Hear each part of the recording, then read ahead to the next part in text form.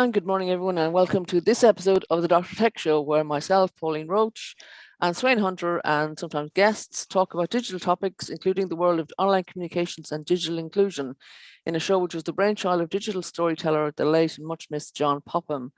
So let's do a weather check, Sweyn, now that we're back on air after a couple of weeks off, and before we go off again for the summer. How's the weather where you are? The weather's a bit so today. It's been raining, it's overcast. I was away and got some of the heat wave in England and Wales during our break this time, but back home to the chilly breezes and grey skies, I'm afraid. Yes, we both have jumpers on today, which doesn't bode Yes. well, but we're hoping to throw them off again in August. Yes, here in Birmingham, we've got cloudy skies, and it has been raining earlier, and there's definitely wind around. So I'll probably be not going out much today, but it's bright anyway, and so we're pleased about that. So today we are going to be joined by the wonderful Dr. Ciara Allman, but she's otherwise engaged right now. She will be joining us shortly, hopefully. But meanwhile, we'll press on with the awareness slots and the events that we're aware of that are coming up. So do you want to kick off with this, Sweyn? Sure. Well, the first kind of awareness slot that we've got this week is something called Love Parks Week 2022. And it's, just let me share my screen. I'm a bit rusty after our break. So Love Parks Week, I should say, starts on Friday, the 29th of July, and goes through to the 5th of August. And it gives people across the country a chance to shout about and celebrate their wonderful green spaces. And whether it's walking the dog, picnicking with friends, or pushing our little ones around on a playground swing, our parks give our communities, our children, and our pets a vital space to play, grow, and bond.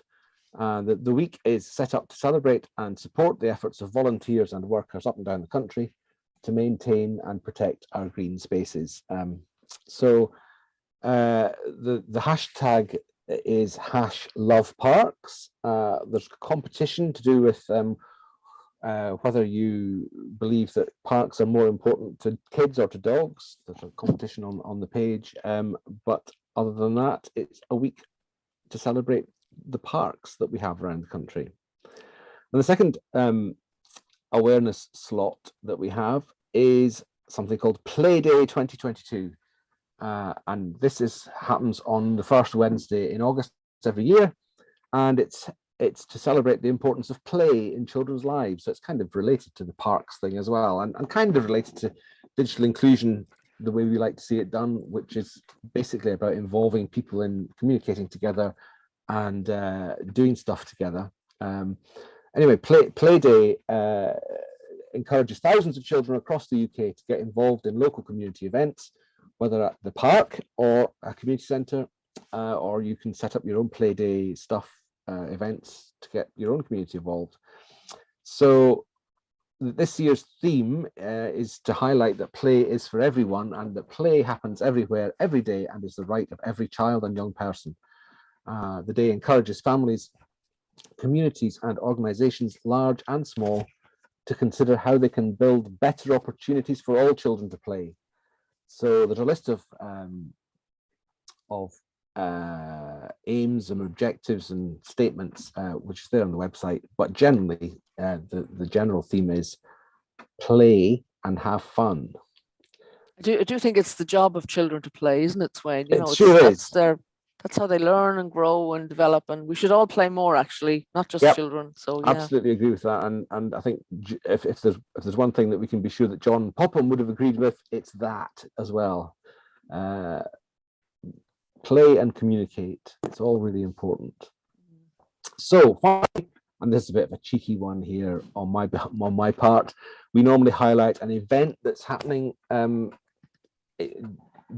sometime before we're next on. Well, sometime before we're next on will be the event I always talk about nearly every week. The Orkney International Science Festival is back from the 1st to the 7th of September. That's a Brilliant. Thursday to Wednesday.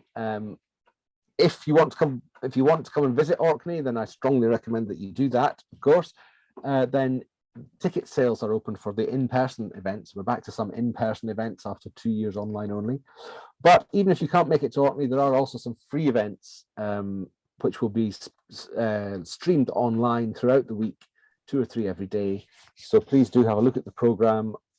If you're going to come to Orkney, get yourself booked on a plane or a boat or a bus, and also get your tickets booked for the in-person events.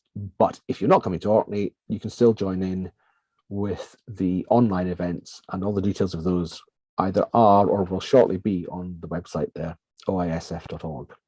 So that's that, Pauline. Brilliant. Well, it's again something that I would love to be going to, and I certainly will be tuning into some of the online events. It's the way you've described it over the years has been fantastic, and the bits I've seen online over the last 2 years have made me want to go to Orkney. So if nothing else, then that's a convert. You should probably say at this point, other festivals are available in other weeks in Orkney, so it's not just all about science. But it's the way it's been done has been really a great example of pivoting, isn't it, from kind of all online, all kind of face-to-face stuff to going online, and it has really used the potential of kind of being online to convey just beautiful things, really. And I think the previous the online stuff from the previous science festivals still available? Very much so on the YouTube account, links to which are available on the website. All the previous programs are still there, and you can, if there is a recording associated with it, you can access the recording from last year or the year before. There's a few videos from earlier years than that as well, but mainly the online stuff was last year and the year before. Yeah, fantastic. So as we say, our guest is Ciara Allman, but she's busy at the moment, so she will be joining us imminently. I was tweeting this morning about the fact that we're having Ciara on, and asked if anybody had any questions, and we've had none so far, as far as I know, on Twitter. But we had a nice retweet from Paul Finnis, who's also CEO of the Learning Foundation and the Digital Poverty Alliance, and he did a nice tweet about saying, because I talked about the I think interview. our guest Ciara is arriving, so okay. We'll say hello to Ciara. Well, on Twitter we can see the presentation and so on, but it's well worth seeing what Ciara has done on recording and in real life. And as we welcome Ciara to the show today, welcome very much, Dr. Ciara Allman. Hi, Ciara, how are you? Hello, I'm doing very well, thank you. I'm delighted to be here, and I apologize for being a few minutes late. No problem at all. We're delighted that you're able to join us again. We were looking at our previous time we had you on the show. It was actually March last year. I couldn't believe it had been so long. I know we invited you again after that, and then you weren't able to come, but we are absolutely delighted you're able to join us today, especially as you published such a groundbreaking piece of work so recently, and I know your time must be very much in demand as ever. So let's just catch up with the kind of small talk. How was the weather where you are today?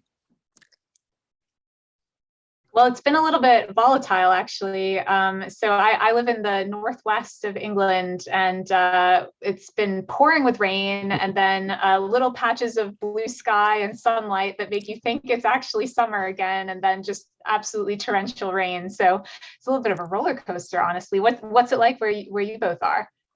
I was just saying my skies are cloudy and grey, not raining at the moment, so fingers crossed. Sweyn, what about yourself? Much the same here in Orkney. It's grey and cool and breezy. So yeah, summer will be back, I'm sure. So we've just been talking about the Orkney International Science Festival and encouraging people to catch up with that online and in person if they can get to Orkney in September, which is when we'll be back after this show. But thanks again, Ciara, for joining us. You've had an amazing journey since we last talked to you. You started working with the Digital Poverty Alliance, and you did this amazing piece of work. So how have things been for you for the last 12 months? I know you're just getting over COVID as well, which I hope you're much better on now. Yeah, thanks. Yeah, that was a harrowing experience. But thankfully recovered now. Yeah, the last 12 months have been really busy, as I'm sure they have been for a lot of people. I was working with the Digital Poverty Alliance, as you mentioned, to produce the Digital Poverty Evidence Review, which I'm sure we're going to talk a bit more about. So that was a really exciting and interesting undertaking, also challenging in certain ways. I also started a new job. So I work at the Ada Lovelace Institute now. I started that. I keep saying 9 months ago, but I feel like it must be 10 now. I'm not totally sure. I'm really bad at keeping time. But that's been really cool. And I've been doing some super interesting work on the intersection of digital and health inequalities, and getting to work with some really great peer researchers on that project across the UK. So that's been taking up a lot of my time in a good way as well. So yeah, it's been busy, but also super interesting, and very much keeping with the theme of research on digital inequality and exclusion. Yeah, I can imagine. And what can you say any of your findings so far? What are your early thoughts on the subject? On the health inequalities project? Yeah. Mm-hmm. Yeah, so, well, we don't have any findings as yet. We're actually just about to go into the field. In fact, just before this call, I had a meeting with our peer researchers to kind of run through the last logistics of how to get into the field and do the interviews and actually get started. So we're going to have some insights and some data really soon, but we don't have any at the moment. I can tell you what we're interested in, though. What we're interested in looking at is the impact of data-driven systems in the healthcare system on health inequalities, and vice versa, the impact of health inequalities on how data-driven systems are actually used, and the impact that they have. By data-driven systems, we basically just mean technologies and systems that use data to find trends or make predictions. These might be things like the algorithm that was used to generate the shielded patient list during the COVID pandemic. It might be things like sometimes algorithms and data sets are used to prioritize patients on waiting lists in the healthcare system. And of course, it also applies to things like virtual GP appointment apps and platforms and things like this that use data about people to help give them access to services. And we're interested in how these systems and technologies are working for people, and also how they're not working so well for people. What are the points of friction for them? So yeah, that's the aim of the project, and we're about to go into the field and do some interviews. And I should add that the peer researchers themselves have already added some extremely useful insights to the development of this project, including helping to develop very intensely the questionnaire that we're using for the interviews. So that's been really good process. That's great. And it sounds like there's crossover there between that work and the Digital Poverty Evidence Review, which we will talk about in a minute, and also the work that, for example, Digital Unite is doing with the NHS on digital health champions. So I think that'll be great to see the connections there. Since you were on the show last year, Ciara, we had Chris Condor on, who I know you know, and we had a great time with her, and she's happy to come back again. So we're looking forward to having her on again. But she put a remark on the YouTube channel after the last show, and basically saying, the work needs volunteer input to bridge the digital and social digital divide, technical and social digital divide. And she said, and maybe this is prescient, I hope government really listen to people like Ciara. So I'm glad that happened. It sounds like, from what Paul was saying about your presentation at the recording of the introduction that you did to the evidence review of the House of Lords, 100 plus people did not break the silence while you were speaking, and you are a fantastic speaker, and everything that you have to say is manna to our ears. So we're really, as I say again, delighted to have you on, and so we'd like to hear more about the evidence review, what the challenges were, I suppose, and kind of what you would like to see happening next, because you're not letting it lie. I see the Digital Poverty Alliance now kind of calling on people, maybe that's you, to respond and kind of, this is not going to be just one of those reports that gets left on a dusty report on a shelf. This is going to have to make a difference. So the floor is yours, Ciara. Well, thank you so much, Pauline. I am really honored to be on the show and also to have such a generous introduction. That's really, really nice. Thank you. I certainly hope that this report doesn't just sit on the proverbial shelf, the digital shelf, and gather dust, or just wind up on the Wayback Machine eventually, and that it actually gets used. That's kind of the objective. I think your question, I think, was an excellent one about what was kind of the biggest challenge around writing the report. And I think without a question, the challenge was figuring out how to shift the conversation on digital poverty in a substantial way, while also not kind of bulldozing over all the really important stuff that we already know about digital poverty. We need to keep all of that stuff in mind, all of the facts and figures that we're very familiar with, all of the sources of evidence that we know are really useful in understanding digital exclusion in terms of access, skills, and motivation and things like this. Keep that in mind while also moving the conversation a bit further, because we're in a different place now in 2022 with what digital poverty actually means and what it looks like. And we need to be thinking about kind of the ecosystem around digital and around people's experience with digital in order to do that. For example, we've been talking about for years, those of us who focus on digital exclusion, we know the stats. We've been talking about for years the level of the skills gap, and we know that there are still people who are digitally excluded in terms of access. Your conversation with Chris from Barn would have highlighted this really well.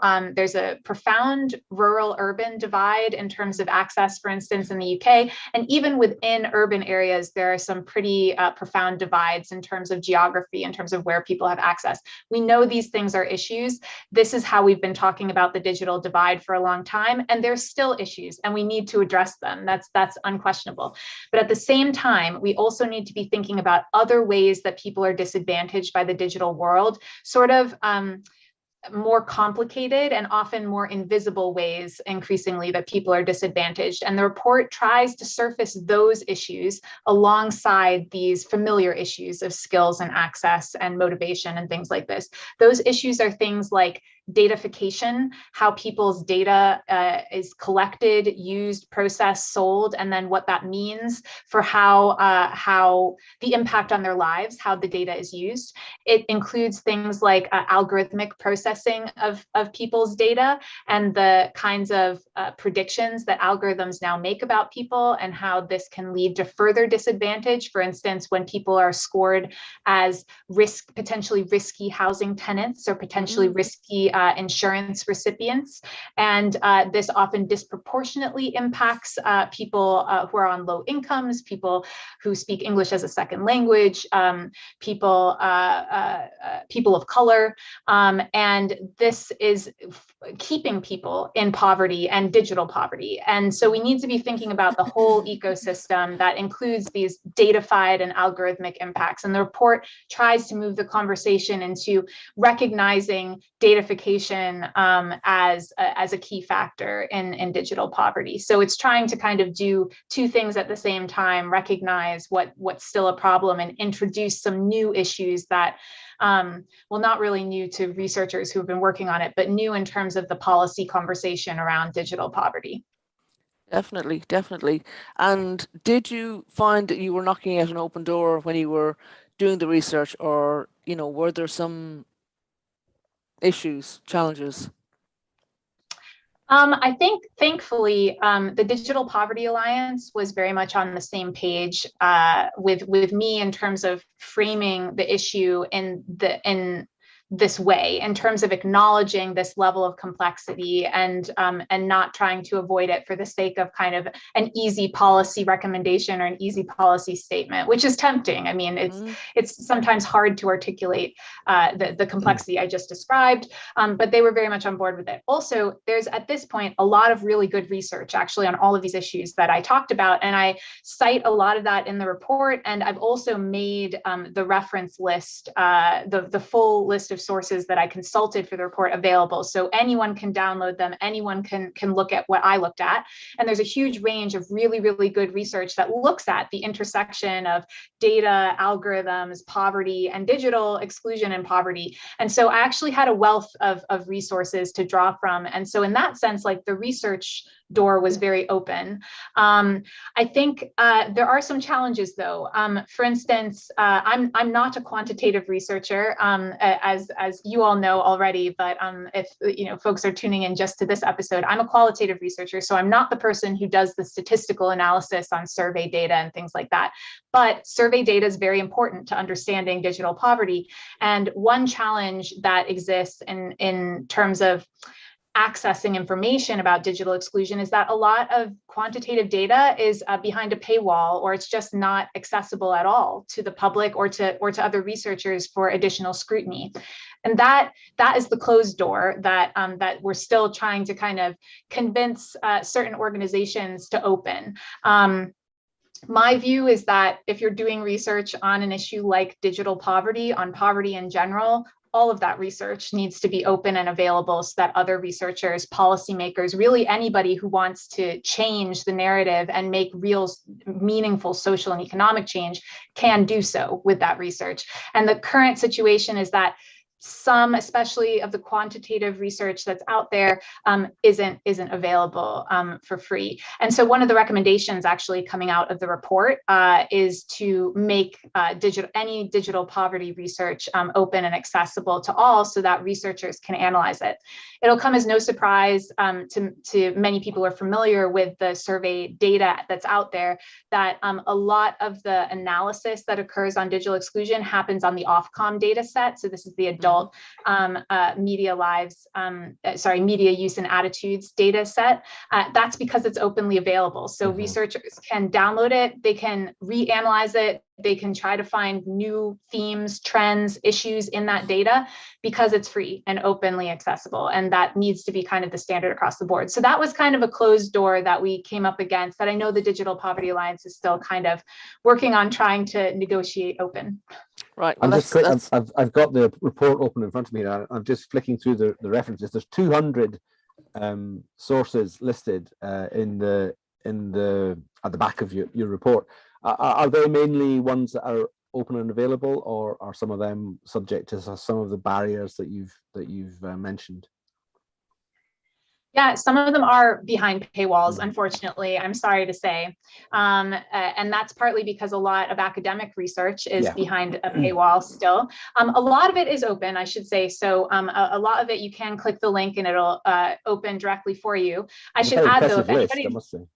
It's a long list. And I just want to say also, if anyone is watching this and is going through that source list and clicks on a link and hits a paywall, please send me an email and I will sort you out. I'll send you a copy because it's really important that this research is out there and that people who want to read it can read it. And I, as a researcher, try to make all of my research open access if possible. There are some really frustrating barriers to doing that for a lot of researchers. Often we as researchers or the institutions we come from have to pay publishing companies in order to get the research open access. This to me is really frustrating and creates further barriers for accessing research. But a lot of the research in there is open access, I'm happy to say, but not necessarily all of it is. That's great to hear, because Sweyn and I are both involved with the Open Data Camp and Open Data Initiative generally, and so it's what we would always encourage and want to see, because closed doesn't make any sense to us. There was another question I was going to ask you. I mean, your previous kind of hands, you're not just an academic, Ciara, and actually you're not just, you're untypical, I would say, for academics generally, because in my experience, and personally, my dad was an academic, the academic world has often kind of seen themselves as more rarefied and kind of separate from the general community, and I think that needs to change. And I think you are certainly different in that respect. But as an academic, have you felt any challenges from your academic colleagues about the work that you're doing? Yeah, that's a really good question. I think it of course depends on which academic community you're in, whether you face challenges or not. I've been really lucky, I have to say, that most of the colleagues that I've worked directly with have a similar orientation to the role of academia that I do, which is, why would we be doing this if we're not interested in social impact and arguably social change?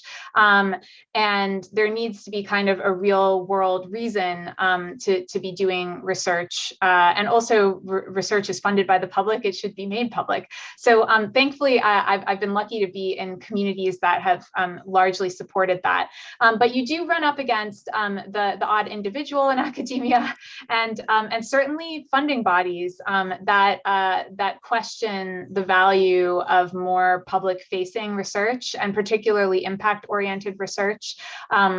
Things like participatory research that involve members of the public, while becoming more commonplace in certain fields, like health actually is one field, are not super commonplace in other domains. And so these are areas where you might get a bit of a harder challenge from a funding body or an academic institution about what the research value of that kind of an endeavor is, and that's too bad, because I think it's very important actually to democratize the kinds of knowledge that are produced and that are considered valid in the academic space.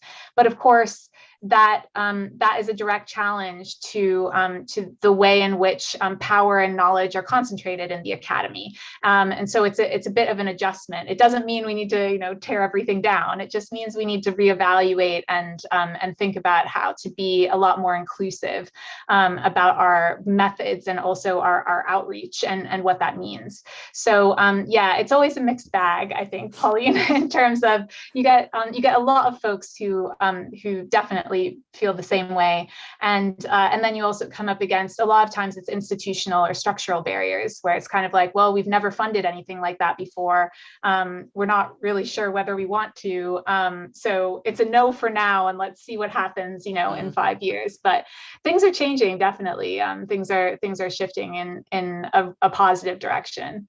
Yeah, I like the whole overall presentation of the report, but it's so far everything I've seen has been online. We recognize that not everybody is online, and you talk specifically in the report about not wanting to disadvantage people who aren't online, because they still are digital citizens. And I think that's a great way of seeing people, because acknowledging the part of the whole, not necessarily in the same way as everybody else. So in what ways are you making the report and its contents available to people who might be offline for now, or for whatever they want?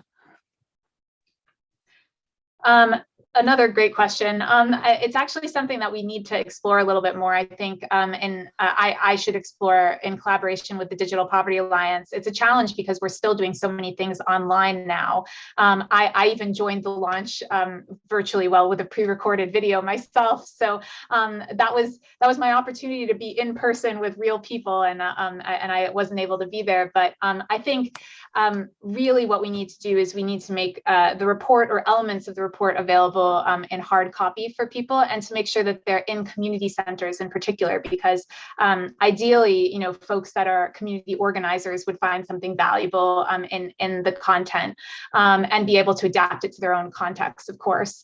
And then I also think it's important to have more and more conversations like this. I mean, part of the reason that I enjoy so much being invited onto things like your show is that it's about talking about the issues. I mean, the report is there, the research research that informs it is obviously really valuable and important, but you don't have to read the entire report cover to cover to understand the issues, and having the conversation is equally important. And so I really like doing this. I like, speaking to community members. I like speaking in different places to different groups, and just kind of conveying the core themes of the report. And I think we can do a lot more of that, ideally in an in-person format as things go forward, because it's just really nice to make that human connection with people on the ground. But I'm a big believer in localizing the research and localizing knowledge. So although the report applies to the UK, it's got it in the title, the more kind of localized conversations we can have so that people can see the relevance to their own specific context, the better from my point of view. So always happy to have more of these kinds of conversations. Yeah, I mean, as I say, the layout is very accessible. The snapshots and things that you've done to kind of illustrate the specific things I felt have been very easy, make it very easy to read. And doesn't feel like an academic treatise in any way. It's kind of, there's calls to actions, there's evidence presented very cogently and very engagingly. So I think that would lend itself to maybe posters, or the kind of things that community groups tend to respond better to. So yeah, posters, postcards, that sort of thing. We'd love to see. And I think it could be in quite easily from the tweets and stuff that are going out. So this is not a criticism in any way. I know that you're keen to share the news, and I think having what seems like a fairly it's not slick, but no, that's not right. It's slick in the best sense. The marketing campaign, the communications have been really, really good, and I would encourage other organizations to look at the DPA's marketing and communications as an example of good practice in this place. I realized, Ciara, that I was, in the excitement of having you on the show again, I neglected to read out your bio, and I would like to do that now because I think it's important that people know a bit more about your background. So if you don't mind, I will go ahead and kind of go through that. So Ciara is a public engagement researcher at the Ada Lovelace Institute, where she works to center public perspectives and lived experience in data and AI policy. She is currently co-producing ethnographic research with people who have lived experience of poverty about the impact of data-driven systems on health inequalities. She's also just written, as we're talking about, the UK Digital Poverty Evidence Review for the Digital Poverty Alliance, and that was published in June. Ciara completed a PhD at the University of Oxford on a Rhodes Scholarship, specializing in cyber politics of the Middle East. And in the past, she has organized communities of knowledge, diversity and disruption, working for the Oxford Human Rights Hub and the Whose Knowledge campaign. Prior to joining Ada, Ciara held a postdoctoral research fellowship in media law and policy at the University of Oxford, where she studied community-led initiatives to close the digital divide. So again, Ciara, delighted that you were able to join us today for the show. And as we said on Twitter earlier, if anybody has any questions for Ciara, either now or in the future, she's very responsive on social media, and we try to be as well. So please do ask your questions. I think this is an ongoing conversation. So you talked about ethnographic research with people with lived experience of poverty, about the impact of data-driven systems on health inequalities. When you talk about data, how data is being used to codify people and to kind of target them or not target them in some cases, I prefer to encourage people to use the term data informed rather than data driven, because I don't want data to be the only decider of what happens to people. Have you had conversations about the use of, well, you must have had conversations about the use of data. Can you say a bit more about that, please? Yeah, I think that there's still a pretty substantial gap, really, in terms of public knowledge and awareness of data and datafication. And so in some senses, it's a bit of a challenge to have these conversations still. And there's been some great academic work on the importance of data literacy, which does feature in the poverty report. But but I think that as a result, it can be a little bit of a challenge to kind of make the leap from I use digital technologies or I don't, to this results in data about me that can be used in ways that I can't anticipate or that I don't fully understand.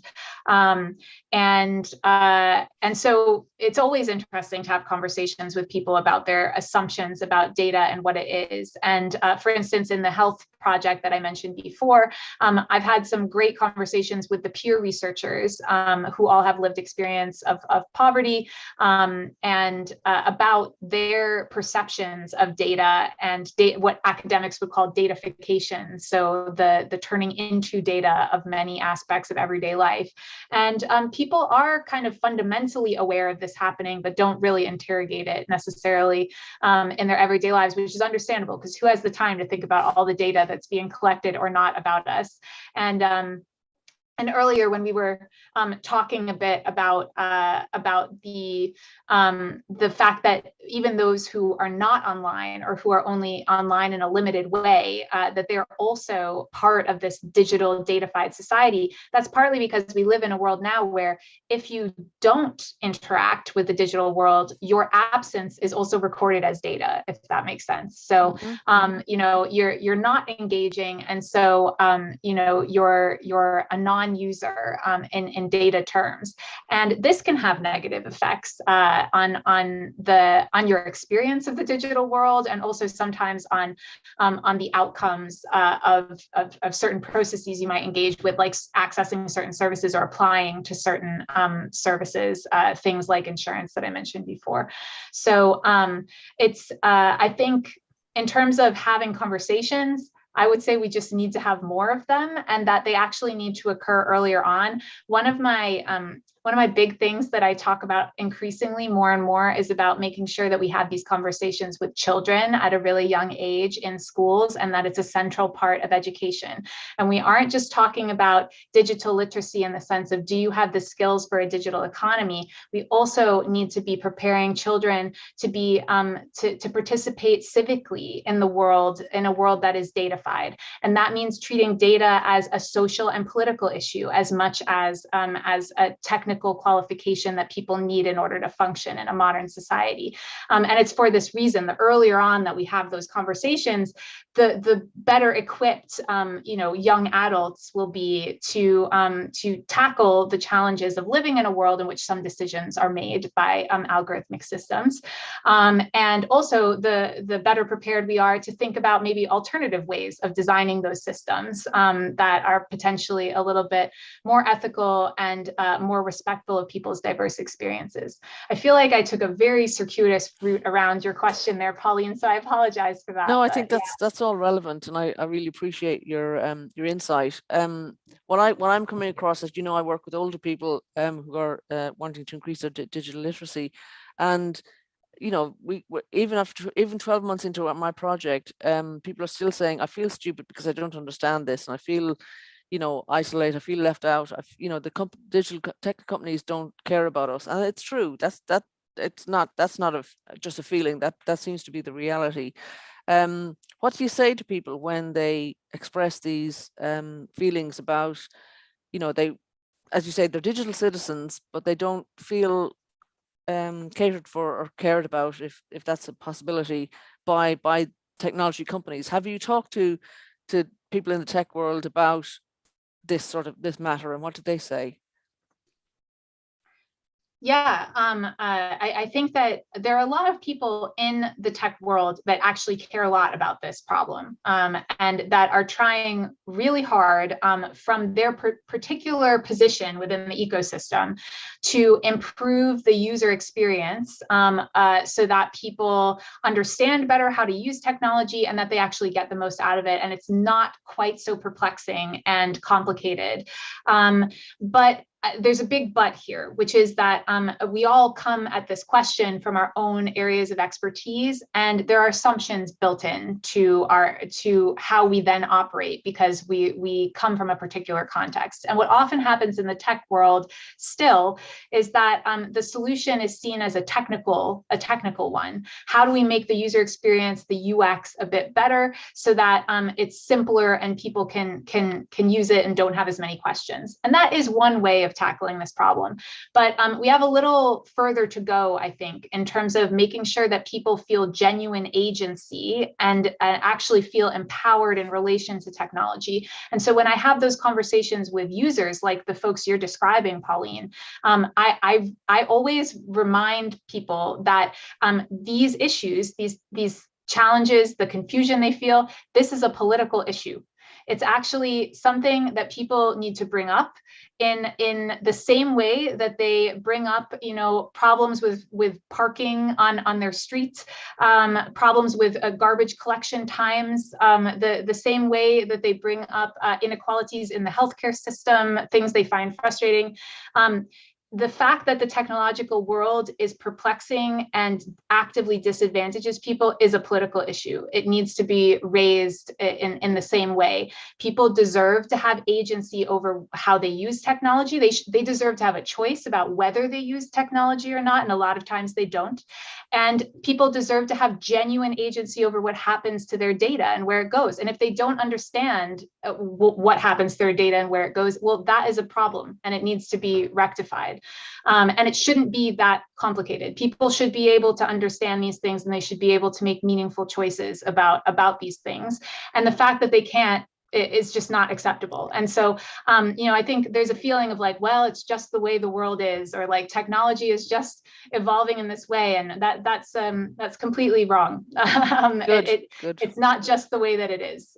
These things can change. They're the product of very specific design and political choices. And we can make different choices. Great. That's a rallying cry if ever I heard one, and certainly one that I encourage my citizens that I come across to be critical of the technology and to say, no, it's not me. It's the way this is set up does not suit me.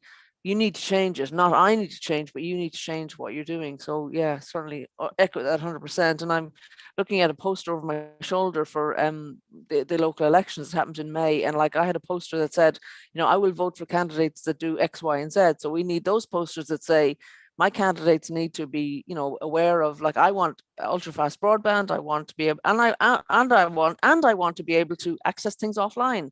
I don't want to have to do online banking simply because banks have decided to close or change. Or in Ireland, there's a story recently where the bank actually had to change. They decided they were going to close so many branches, I think it was, or have contactless, or there was some technology thing that doesn't come into my head right now.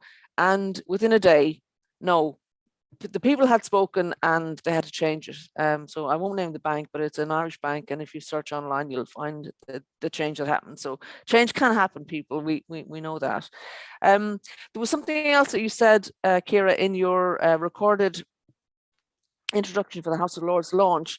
And that was about the UK digital strategy that was launched, and how you welcomed, obviously, the wish for the UK to be a big technology superpower and so on, but not to forget that there were people who don't have internet and don't have access and stuff like that. Can you say a bit more about that strategy and your thoughts about that? Yeah, sure. So obviously the UK digital strategy came out, I think it was on the 13th of July, so right before the launch of the Digital Poverty Evidence Review. And it's an ambitious strategy. I mean, there are some really exciting things in there, but something that stood out to me, and I'm certainly not the only one, I've seen on social media lots of other digital exclusion folks saying pretty much the same thing. What stands out is that the narrative is very innovation focused and digital economy focused. It's about turning the UK not just into a digital economic superpower, but also making it making a fundamental part of the UK economy data and datafication, which we've been discussing what some of the challenges are with that. If if they proceed unchecked, let's say. And there isn't a whole lot in the digital strategy about digital exclusion at all. There's very, very little about the unconnected or folks with low digital skills.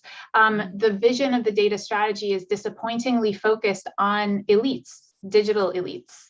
And the digital future envisioned in my read of the strategy is one that further privileges those digital elites and doesn't actually focus very much on the unevenness of that future and who will actually benefit from unleashing innovation in the digital economy in this way.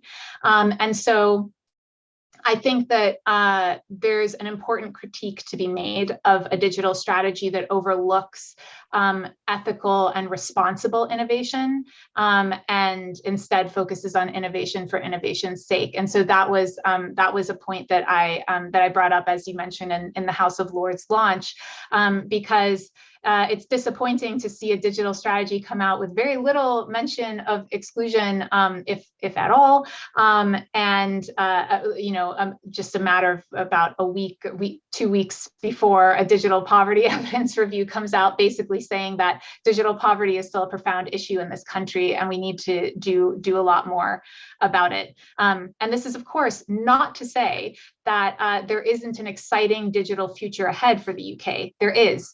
And I think that something that often gets sort of confused or misconstrued in the digital narratives around digital exclusion is that those of us who sort of critique the status quo are anti-digitization or something like this.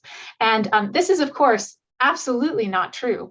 The reason that we work on these issues, the reason I work on this issue is I think digital is really cool. I think it's super exciting. I think there's a lot of potential for digitization to transform our societies in really positive ways. But we have to be able to critique the ways in which it's not actually working for some people to ensure that it doesn't further disadvantage people while we're kind of blinded by a utopian vision of what the future could be. We need to look at the reality as well and correct for some of that unevenness. Yeah. I mean, I wrote down actually your the words that you use, and I think it's, I'd like to read them out because I think they're worth repeating. You said that the UK's digital future will be a profound disappointment, and indeed would be shameful if the future entails establishing the UK as a global technology, science and superpower that is the best place to start and grow a technology business, as the new UK digital strategy put it, attracting world-leading science and technology talent and becoming a paragon of progress in fields such as AI, quantum computing, and a cross-border trade of data. While so many people in the UK struggle to afford broadband, lack adequate devices, do not have essential digital skills, and in short, do not meet a minimal digital living standard for getting by in the digital age. And I think that those words are, they just encapsulate really for me the contrast that there is, and there doesn't need to be, and as you say, we don't think people are deliberately deciding to disadvantage people, but they are. It's happening, and we need to kind of be mindful of that and kind of seek to change that. So you mentioned a digital living standard, which is an interesting concept, and as you say, other people have mentioned that as well. Is there a body of work developing around that we can refer to? Yeah, actually, there is a really exciting piece of work emerging around a minimum digital living standard. And I'm really happy. I'm actually on the advisory board for that project. And so I've gotten to see it evolve a little bit over time. And I just cannot wait for some of the findings to be published because they're already really interesting. But yes, there's a project funded by the Nuffield Foundation. It's a collaboration between the University of Liverpool and the University of Loughborough. Some great researchers there who have been in this space working on issues related to poverty and digital exclusion for a really long time. And they are using the same methodology that was used to develop the minimum income standard to apply to a minimum digital living standard.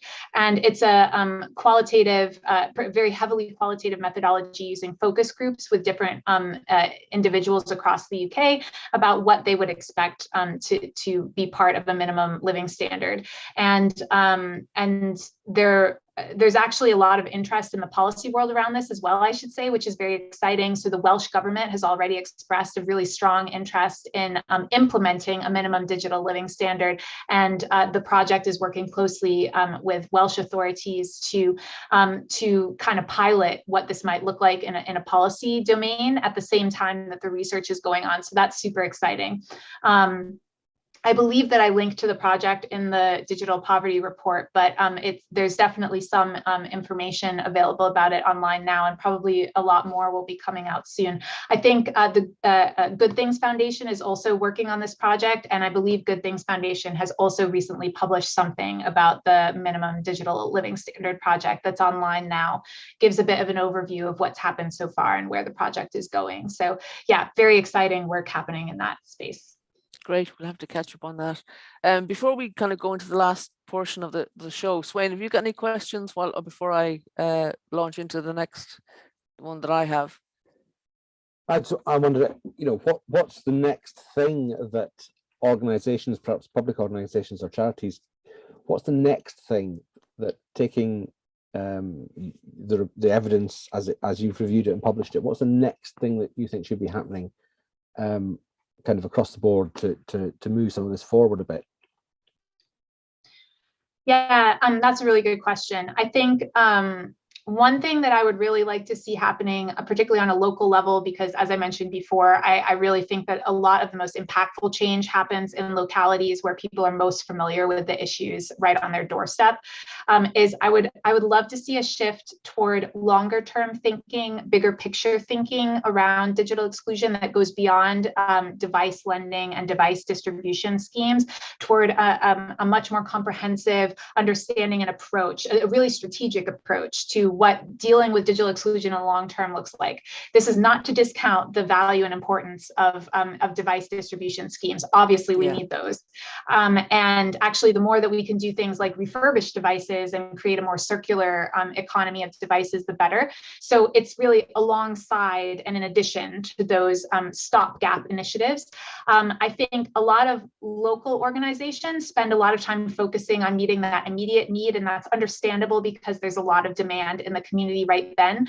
But I really think that the dial is only going to shift on digital poverty if those local organizations also start thinking strategically about what else can we do? How else can we tackle this? And some of this, I think, will focus on things like political organizing in the same way that we see organizing around issues like climate change.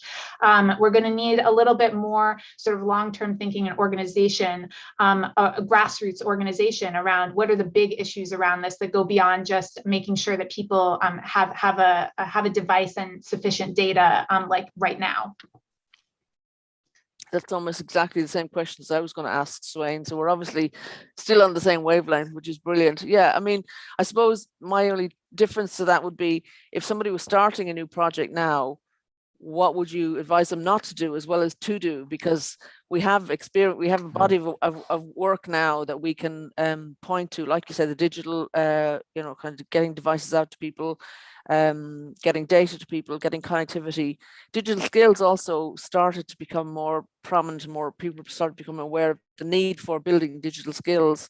What are the other things, Ciara? Because you said in your review, I think that people kind of, it's not just one thing. People move in and out of digital poverty depending on the circumstances and the region they're in and stuff like that. So what are the other things that kind of we need to be maybe stopping people from doing or directing them more towards? Yeah, I think I think there are a few things. One, so first of all, in terms of what we should maybe stop or not do quite so much, I would say I'm never a huge proponent of kind of reinventing the wheel or kind of cluttering the ecosystem with a lot of the same initiatives and interventions. So as you say, there are a lot of amazing interventions out there already in terms of especially stopgap provision of skills, help, and device schemes. I would, if that's something that you're interested in doing, I wouldn't discourage you from getting involved in it. I'd say go for it. But I would also say maybe throw your energy behind bolstering what's already there, expanding what's already there, as opposed to kind of proliferating a lot of the same projects across the board. and sort of adding your own unique insight to developing those initiatives. Meanwhile, I would say what we should start doing a lot more of is that public awareness raising and education around these more social issues related to technology, so that people are a bit better equipped to talk about them and to potentially organize and mobilize around things that matter to them in their communities. And that involves doing a bit more the kind of soft skills development around technology as an issue that actually has a social impact. And that means doing things like talking to different stakeholders like employers about what they should be thinking about when somebody is joining or leaving work, for instance. So when people are made redundant, a conversation that employers could be having with employees, and some do, but I think we could do a lot better with this, is around what access are they going to be losing when they leave the job? Is there some way in which they need to be supported to find the next job digitally? Because as you mentioned, Pauline, a big theme in the report is that people fall in and out of inclusion at various points in their lives. When we have a lot of access to devices and technology, it's very easy to be connected. We also stay very up to date. You know, through my workplace, I get the newest version of all the Microsoft 365 suite. And so I know exactly what's happening. But if I weren't in employment, I could go away for a year or 2 years and come back, and Microsoft Word will look totally different. And it's going to take me a while to figure out how to use it and how the cloud works and all of these things. And that happens to a lot of people. People come in and out of work, they come in and out of education. And when people retire, for instance, they're often on lower incomes than they've been on for their entire lives. And that means a huge reduction in their access to devices and education and connectivity. All of these things, we can put better safety nets in place for people when they're making transitions in and out of these different phases of life. And really, it involves asking the right questions and being aware that digital is going to be a factor in those transitions. Right now, I think it's still kind of a secondary consideration, like, oh, and digital, but actually digital is really fundamental. And so that would be a shift I would encourage new organizations, new activists, new organizers on these issues to really focus on, because that's going to really shift the dial on these issues a lot more going forward than just providing stopgap support for people. Brilliant, great. Yeah, I think I'm thinking I'm going to have to transcribe this whole episode of YouTube, because you just speak so much sense, Ciara, and it's as I say, so engaging and accessible. And it's really important for people to hear these kind of messages, especially about the organizing, especially about the moving in and out, and kind of the kind of different things that people need to not forget about, because you know, I don't want the divide to increase, and the danger is that it will if people don't think well about it. And those of us, it's like the haves and have-nots of digital. You know, those of us who have digital and get digital need to be mindful that not everybody does, and we want to bring people with us, not necessarily to be digital, but it's a choice, and people need to be able to feel they have those choices. So we're coming towards the end of the show again. So thanks again, Ciara, for joining us today. If people want to contact you in the future, where's the best place to get you? Either on Twitter. I'm fairly active on Twitter, and so I'm at Ciara Allman, just my name, on Twitter, or I have a contact form on my website that comes directly to me via email. So you can fill out that form and I'll get it as an email. Okay, and your Twitter address, your Twitter account is the link to it is on the blurb for this episode of the Dr. Tech Show as well. So and there's a direct link from there to your website, I noticed. So that's all good. Thank you. Okay. And also just to say thank you both so much. Thank you, Sweyn, and thank you, Pauline, for having me again on the show. You always ask such excellent questions, and it's really nice to be in a like-minded community. So thank you for having me. It's a pleasure, Ciara, and any time. Yeah, we're really pleased to have you. So we're now going to be off air for the next 6 weeks while we have our holidays and deal with other matters more pressing than this. But we are delighted to say we'll be back on air on the 12th of September, and hopefully with another bunch of excellent guests like Ciara and other friends. we hope that you have found Dr. Tech Show useful over the last 12 months, and we look forward to starting season 3. And thanks again to our founder, late founder, John Popham, and his family for starting this. And we look forward to bringing you more of the same in September. Any final words from you, Sweyn? No, I've got nothing to add, but I agree with everything you say. Great. See you in September. Thanks again, Ciara. See you in September, everybody. Bye-bye. Have a good week. Bye.